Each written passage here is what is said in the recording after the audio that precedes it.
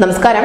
രാഹുൽ ഗാന്ധി അമേഠിയിൽ നിന്ന് തന്നെ മത്സരിക്കും എന്നതിന്റെ ചില അന്തിമ സൂചനകൾ ലഭിച്ചു തുടങ്ങിയിരിക്കുന്നു. NDTV ആണ് ഇത് സംബന്ധിച്ചുള്ള ഏറ്റവും പ്രധാനപ്പെട്ട റിപ്പോർട്ട് പങ്കുവച്ചത്. നമുക്കറിയാം, കേരളത്തിലെ നേതാക്കളോട് രാഹുൽ ഗാന്ധി വയനാട്ടിൽ മത്സരിക്കുമോ എന്ന് ചോദിക്കുമ്പോൾ അവർ എപ്പോഴും തങ്ങൾക്ക് അറിയില്ല എന്നുള്ള ഒരു നിലപാടായിരുന്നു സ്വീകരിച്ചു പോന്നിരുന്നത്. അവർക്ക് അതിനെപ്പറ്റി യാതൊരു ധാരണയുമില്ല എന്നുള്ളതും വ്യക്തമായ കാര്യം തന്നെയാണ്. ഹൈക്കമാൻഡ് തീരുമാനിക്കുന്നതനുസരിച്ച് മാത്രമേ തങ്ങൾക്ക് അതിനെക്കുറിച്ച് മറുപടി പറയാൻ സാധിക്കുകയുള്ളൂ എന്നായിരുന്നു കേരളത്തിലെ കോൺഗ്രസ് നേതാക്കളുടെ പ്രതികരണം. പക്ഷേ ഉത്തർപ്രദേശിനെ സംബന്ധിച്ച് അങ്ങനെയല്ല.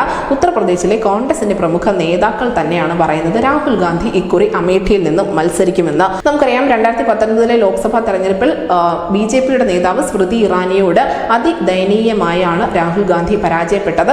അതിനുശേഷം അമേഠി കൈവിട്ട കോൺഗ്രസ് കേട്ട പഴി ചെറുതായിരുന്നില്ല. കാരണം കോൺഗ്രസിനെ പരമ്പരാഗതമായി പിന്തുണച്ചുകൊണ്ടിരുന്ന ഒരു മണ്ഡലമായിരുന്നു അമേഠി. ഇതിനു മുൻപ് രാഹുൽ ഗാന്ധി അവിടെ നിന്ന് വിജയിച്ച് വന്നിട്ടുമുണ്ട്. അദ്ദേഹത്തെ അമേഠി MP ആക്കിയിട്ടുമുണ്ട്. പക്ഷേ 2019 വലിയ പരാജയം രാഹുൽ ഗാന്ധിക്ക് ഏറ്റുവാങ്ങേണ്ടി വന്നു. അന്ന് അദ്ദേഹം രക്ഷപ്പെട്ടത് വയനാട്ടിൽ മത്സരിച്ചതുകൊണ്ട് മാത്രമാണ്. വയനാട്ടിൽ നിന്നുമാണ് അദ്ദേഹം പിന്നീട് ലോക്സഭയിലേക്ക് എത്തുന്നത്. എന്തായാലും ഇക്കുറി സ്മൃതി ഇറാനിയെ പരാജയപ്പെടുത്തുക എന്നുള്ള ഒരു വലിയ ടാസ്ക് തന്നെയാണ് രാഹുൽ ഗാന്ധി ഏറ്റെടുത്തിരിക്കുന്നത്.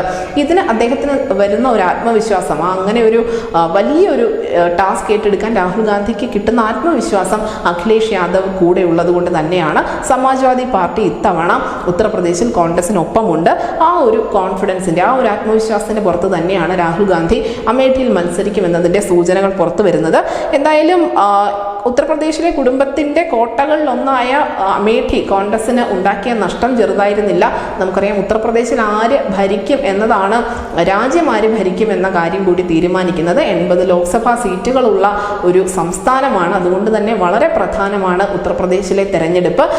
ഈ 2019 ഉണ്ടായ ഒരു പരാജയം തങ്ങൾക്കുണ്ടാവരുത് എന്ന് തീരുമാനിച്ചുകൊണ്ട് തന്നെയാണ് നിലവിൽ രാഹുൽ ഗാന്ധിയും കൂട്ടരും മുന്നോട്ട് പോയിക്കൊണ്ടിരിക്കുന്നത്. പക്ഷേ സ്മൃതി ഇറാനി ആവട്ടെ അവരുടെ മണ്ഡലത്തിൽ വളരെ മികച്ച പ്രവർത്തനങ്ങൾ കാഴ്ചവെച്ചുകൊണ്ട് മുന്നോട്ട് പോകുന്നുണ്ട്. ഇതിനോടകം തന്നെ സ്മൃതി ഇറാനി അവിടെ തെരഞ്ഞെടുപ്പ് പ്രചരണം ഉൾപ്പെടെ തുടങ്ങിയിട്ടുമുണ്ട്.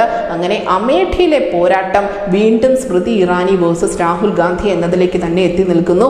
രാജ്യം ഒന്നടങ്കം ഒരുപക്ഷെ ഉറ്റുനോക്കുന്ന പോരാട്ടം ഇത് തന്നെയായിരിക്കും. പ്രധാനമന്ത്രി നരേന്ദ്രമോദിയുടെ മണ്ഡലമോ അല്ലെങ്കിൽ മറ്റേതെങ്കിലും പ്രമുഖ നേതാക്കളുടെ മത്സരത്തിലോ ഒന്നും ഇത്ര കണ്ട് വലിയൊരു ആവേശം ഉണ്ടാവില്ല. ഒരുപക്ഷെ ഒരു ക്രിക്കറ്റ് മാച്ചിനോട് സമാനമായ രീതിയിലുള്ള പോർവിളികളാണ് കോൺഗ്രസിന്റെയും BJPയുടെയും കോട്ടകളിൽ നിന്നും ഉയരുന്നത്. അതിന് കാരണമാവുന്നതാവട്ടെ ഈ രണ്ട് കരുത്തുറ്റ നേതാക്കൾ സ്മൃതി ഇറാനിയും രാഹുൽ ഗാന്ധിയുമാണ് അവിടെ മത്സരിക്കുന്നത് എന്ന് തന്നെയാണ്.